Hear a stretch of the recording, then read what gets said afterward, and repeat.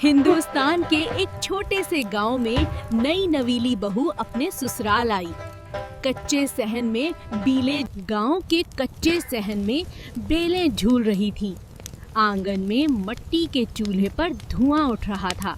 भाभी के लिए सब रिश्ते नए थे, सास, नंद और जेठानी। सास ने बहू को प्यार से कहा, बेटी, गांव की जिंदगी में मेहनत और सब्र ही सुकून है। अब देखते हैं भाभी कुएं से पानी कैसे भरती हैं। वाह भाभी, लगता है आज कंवां सूख जाएगा। बस तुम्हारी दुआएं चाहे नंद रानी। जीते रहो, सदा खुश रहो। फिक्र ना करो, हम सब साथ हैं। गांव में एक दूसरे का सहारा ही असल खुशी है।